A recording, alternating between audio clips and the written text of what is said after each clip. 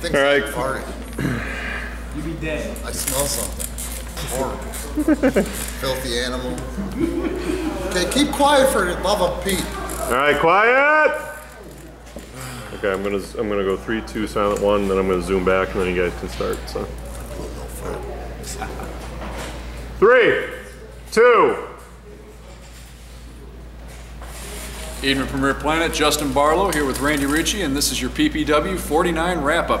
What a show we had tonight. Friggin' phenomenal show. Last time we did this, it went too long. We're gonna try to keep it short this time. Shorter.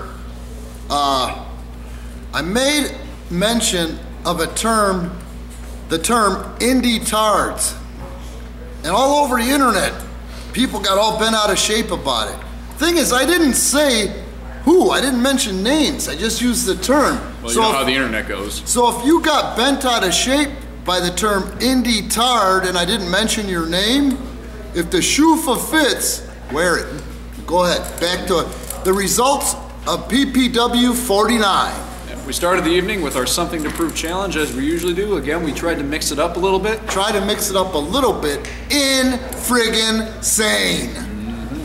We had 5 competitors tonight. We did it tag style again like we did last time. 2 competitors in the ring. 5 guys outside the ring, 5 participants. How many ways to win the match? We had 3 ways to win the match tonight. Last time I think we only had 1, the over-the-top rope stipulation. Slow down, it's okay. I got you. But tonight we also added pinfalls and submissions to that mix. Or over the top rope, which made for some funky, freaky, wild ass finishes. It did, and almost a surprise win tonight. Your winner tonight, a kid who's been clawing his way through these Something to Prove challenges for months now, Scott Colton. Let me just say this.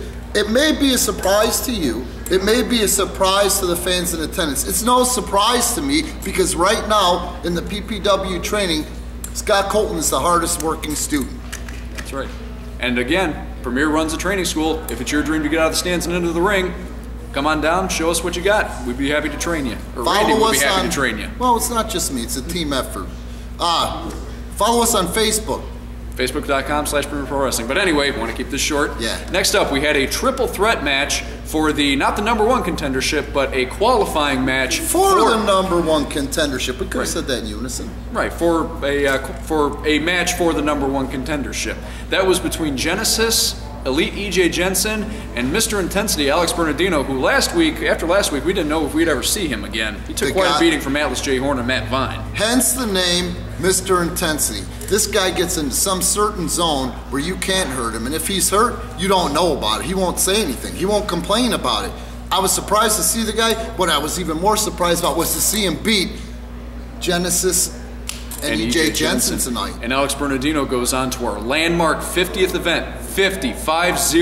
We got the biggest one we've ever had in 2 weeks on Saturday night, April the 4th. I almost said May, April the 4th.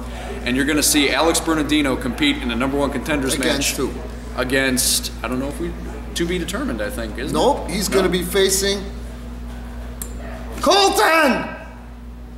No, Colton is doing Colton is in the, you're absolutely right. That's right, you're absolutely right. You had me second guess myself. Scott Colton and Alex Bernardino. You can't do that to an old person. I can't do it to me. All right, let's go. Anyway, okay. Next up, we had Don't put me on another tirade. I will certainly try. Next up, we had our actual #1 contenders match between Outlaw Jay Cross and the future Matt Dewar. I defy the wrestling community, and this includes WWE, to have had the magnitude of a match like that tonight anywhere in the world. Absolutely. Jay Cross is amazing. Dewar is coming along. Phenomenal. Well, we said it last time. Outlaw Jay Cross goes 290. He throws himself around like he's 190. He throws himself around like a cruiserweight. Unbelievable. But Matt Dewar, not to be counted out, unfortunately, just came up a little bit short. How about tonight. that sliced bread from the outside of the ring in tonight? Oh, I've never seen it done in wrestling. Oh my! Even I dropped my jaw at that. Unbelievable. One. And I've seen Matt Dewar in the ring dozens of times. It just shows he can always pull something out of the hat. Your winner, Jay Cross, and what did he win?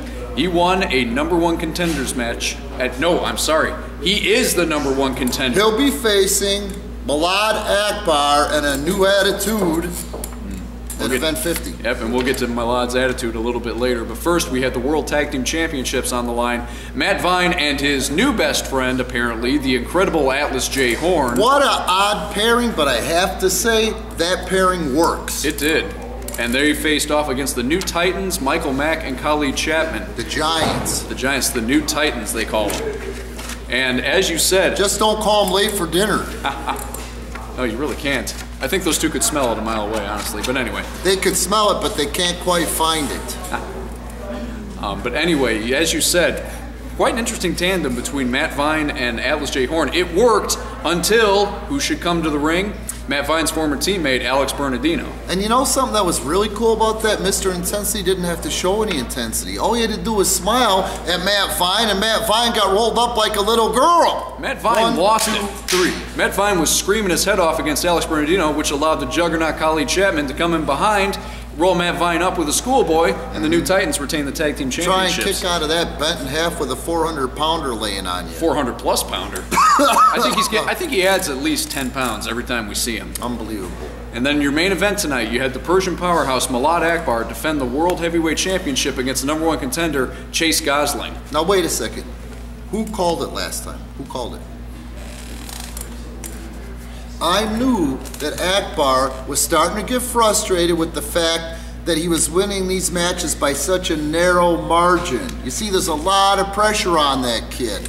WWE is watching him. He's not even 21 years old yet, and he's been carrying that title for better than 400 days now, and he's been winning these matches by the skin of his teeth. And sometimes I think absolute miracles from Allah or whoever the hell he believes in, because I've seen this guy beat at least a dozen times and then come back and win it right at the end by the skin of his teeth. Yeah, he's had that title since December of 2013. And what happens when that kind of pressure gets put on a young man in his formidable years when he's trying to figure out his lot in life? You know what I'm saying? These stakes are high. There's one company to work for to make a living with these days. World Wrestling Entertainment. The kid had a tryout at the age of 19. The kid impressed and was told, you can't even rent a car yet. Hang in there, you'll be on our radar for a while. He's on their radar. And if age is the only thing holding him back, tick-tock, tick-tock. And you kids today all believe that you got to have it so fast, so fast, so fast. All that added pressure, and what happened tonight? What was his performance like in that ring? You might be surprised. The people watching are surprised. I'm not surprised because I've seen this frustration mounting. I work with these kids. I train these guys. I work with them in the PPW training facility, and I can see it. I know them like their fathers know them. And as you touched on earlier, a new attitude, and I think the only term to describe it is shortcuts.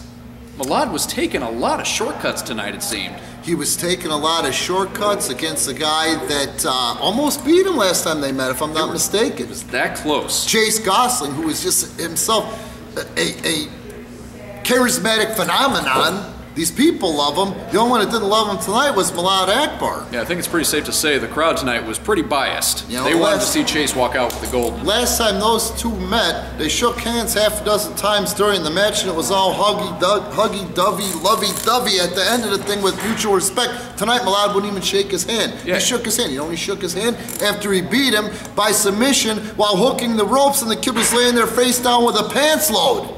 Yeah, and Malad did shake Chase's hand. Chase, into a false sense of security, turns around. Malad decks him from behind. I think he kicked him in the ribs or something. Well, I've got to say this. On the upside, I'm not saying I support the behavior and the shortcuts and all that stuff. I've always done things the hard way and learned the hard way and made mistakes that I hopefully learned from, if not the first time, the 10th time. But it worked. It's going to make for some interesting stuff here, especially against Outlaw J. Cross, who is rough and tumble and kind of a Stan Hansen reincarnate, to work with Malad Akbar if that style gets more aggressive. And Jay Cross has already had a couple of shots against Malad Akbar, so it's not like he's going in blind. Nope. He's got, rest assured, he's got Malad scouted. He took him 40 minutes versa. the last time those two met. And again, can you imagine what this one's going to be Malad like? retained by that much.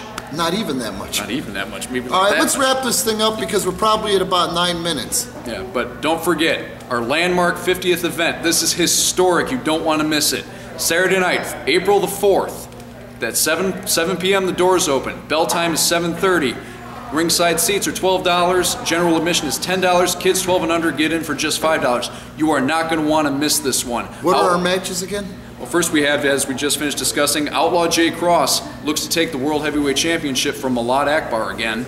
Well, not again, but he's going to face him again. Yeah. After that, we have a #1 contenders qualifying match: Scott Colton and Alex Bernardino, and another competitor, or is it just the two of them? It's just the two. Just the two of them. Okay, I got a triple threat in my head because of that match we had tonight. With those two, I don't think you need a third guy in there. I wouldn't want to be the third guy in there. I'd be seasick and puking. Oh, definitely not. And Alex Bernardino, as experienced and as intense as he is, Scott Colton's. He's gunning for him. Scott Colton, who won the STP tonight by pulling a moonsault right out of his ass, a perfect moonsault. Absolutely. And then we have World Tag Team Championships on the line. Again, the two Colossus, what do they call themselves? The New Titans. The New Titans. Khalid Chapman and the corn-fed Colossus, Michael Mack. And as always, the return of the Something to Prove Challenge, where guys will compete for a position on the main roster. But for tonight, that's all from me, Justin Barlow, Randy Ritchie. I could go on and on and on, but probably shouldn't because you guys won't, you'll click off the YouTube page, so I'm going to shut up. We'll see you at event 50. Bye-bye now.